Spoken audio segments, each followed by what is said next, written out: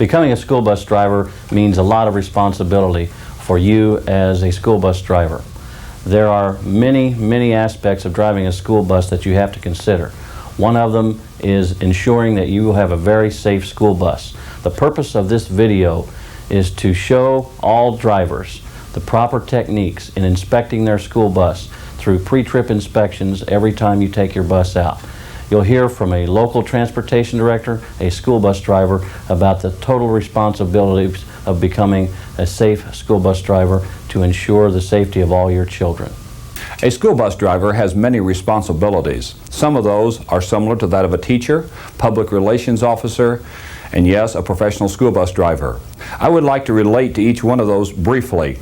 First of all, as a teacher, you must teach safety and maintain discipline on the school bus with 60 students at your back. Compare that to a teacher who has 20 students in each seat facing the class. You do have a large responsibility. The second thing that I'd like to relate to is that of a public relations officer for the school corporation. That is very important, and I would say that that's because of the cargo of which you are transporting. And last, I would like to relate to the professional school bus driver. That's why you felt like you were hired as a driver, to do the skills in driving safely those students. And I would say, as you know, when a bus is in an accident, it gets headline news. That's why we want to avoid all accidents that we possibly can.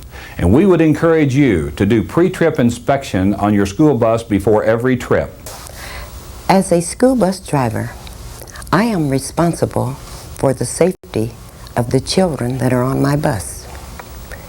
In order to assure the children a safe ride, I must make a pre-trip inspection before each and every trip that I take. This is a part of my job. This is the job of every school bus driver. You can bet that I will make my inspection before each trip, because if I am ever involved in an accident, I will have the satisfaction of knowing that I did everything possible to provide a safe vehicle for the children that were on my bus. The pre-trip inspection procedure varies due to the different types of vehicles used for the transportation of school children. Remember to follow local policy and to refer to your employer's guidelines when performing an actual pre-trip inspection. The pre-trip inspection begins as you approach your bus. When walking to the assigned vehicle, check for debris in the area. Be well aware that vandalism could occur anytime, anywhere. Take a good look at the overall appearance of the vehicle. Make sure the bus appears level. A leaning bus could indicate a flat tire or broken springs. Remember that the bus needs to be on a level surface to properly check fluid levels. The bus should be clean. When you arrive at the bus, check for a secure front bumper and tow hooks. Release the safety latches and open the hood carefully. There are various fluid levels that need to be checked. They are the engine oil, the power steering fluid, the radiator coolant, and the windshield washer fluid. On a bus equipped with hydraulic brakes, check the fluid level of the master cylinder. Of course, you always look for leakage or signs of leakage. Items to check in the engine compartment include the alternator, to make sure it is properly mounted and there is adequate belt tension, the water pump, inspect for leaks and proper belt tension, the compressor, check the mounting, the belts, and inspect for leaks. Check all other hoses for signs of leaks and cracking. Make sure the connections are tight and check for signs of wear. Check all belts for no more than 1/2 inch give and signs of wear and cracking. You will want to check both front springs. Make sure that the spring mounting bracket has no missing bolts and that parts are not broken or cracked. Look at the spring leaves to make sure that none are out of alignment or cracked. Check the shackle too for signs of cracks or missing bolts. See that the shock absorber is secure and shows no signs of cracking or leaking. There are two types of brake systems on school buses, air brakes and hydraulic brakes. For hydraulic brakes, you need to make sure that the master cylinder is mounted and that there is no leakage. Air brakes have three specific areas to check: the air brake chamber, the air hose, and the slack adjuster. Inspect for cracking and leakage on the air brake chamber and air hose. Make sure that the slack adjuster has no broken or missing parts. If the slack adjuster can be pulled more than 1 inch, it is in need of adjustment. Front tires must both be examined. Front tires must have no less than 4/32 of an inch tire tread, and there must be even wear. The tire should have no blemishes or cuts. Check for proper tire inflation and check the valve stem for cracks. The rim should also be checked for cracks. Make sure all lug nuts are present and that they are tight. There should be no signs of rust on the wheel. The brake drum should show no signs of leaks around the hub oil seal. Carefully check the following 3 items: the steering arm, making sure that it is secure and there is no excessive wear; the steering gearbox, making sure it is properly mounted, secure, and showing no signs of leakage; and the steering linkage, watching for cracks, excessive wear, or play. Note that the front axle shows no visual damage. When you close the hood, make sure it is securely fastened. The stop arm should be checked for proper movement. The lights should be clean with no cracked or broken lenses. In the battery box, check for tight and clean connections. The cell should have the proper amount of fluid and the cap should be tight. As you enter the bus, inspect the service door for proper movement. Inspect the seals and hinges. The glass on the door should be clean and free from damage. The steps in the bus should be secure. There should be no foreign objects in the stairwell. Make sure the lens is not broken on the light in the stairwell. The handrail should not be loose. Mandatory emergency equipment needs to be inspected. The fire extinguisher should be properly charged, making sure the needle is in the green area of the gauge and the pin should be in place. Check to make sure you have reflectors and the 24-unit first aid kit. When in the driver's seat, make sure the seat is secure and that both the seat and seat belt are properly adjusted. For air brakes, start the engine and watch the gauge for building pressure. You can see that the governor has cut out when the gauge indicates between 100 and 125 pounds of pressure. When the pressure is built up, shut the engine off, but turn the key back on. Remember to push the dash valve in. Apply full pressure to the brakes for 1 minute.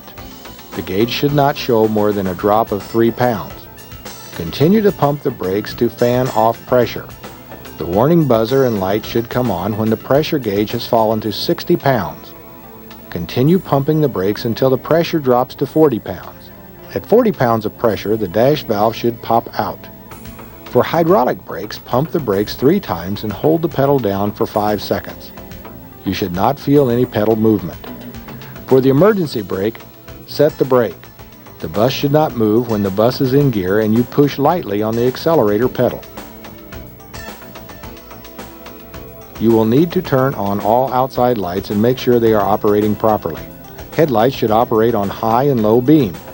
Check the overhead warning lights, red and/or amber, the stop arm lights, and backup lights. When proceeding with other gauges on the dashboard, move from left to right. Make sure you check all the gauges: temperature, oil pressure, RPM, speedometer, odometer, fuel, ammeter and voltmeter, and both air pressure gauges. Make sure the interior dome lights will operate as well as the window washer and window wipers. The heaters, fans, and defrosters will need to be turned on for an operational check. The horn will also need to be sounded. The steering wheel should not have more than 10% play with the engine running. On a bus with the 8-light system, go through the warning light and door opening procedure.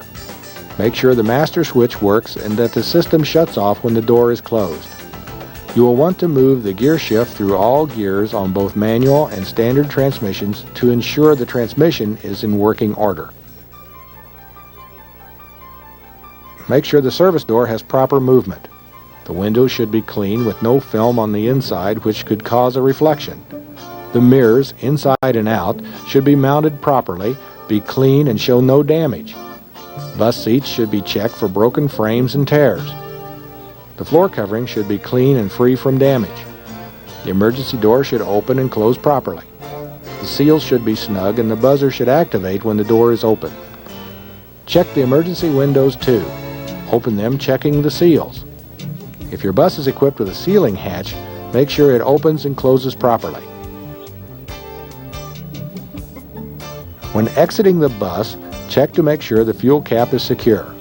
Inspect for any signs of leaks. The straps that hold the tank in place should be secure and all bolts should be in place. The exhaust system of the bus must be properly mounted, secure, and show no excessive rust, cracks, or dents. Always check for holes or leakage. The drive shaft should not be bent or cracked. The joints should be secure. The frame of the bus should not be cracked or bent. The brake chamber should be securely mounted and not cracked. Remember that the spring-operated portion of the rear brake chamber will apply the brakes when the air pressure drops below approximately 40 pounds per square inch. The rear brake hose should show no signs of wear and no leakage. With the parking brakes applied, the slack adjuster should be at around a 90-degree angle. If it is less than that, the brakes may need adjustment. The rear axle should show no signs of wear or leakage. The rear shock absorber should be secure with no cracks or leaks. Check to make sure the rear spring and spring mounts are secure with no broken parts.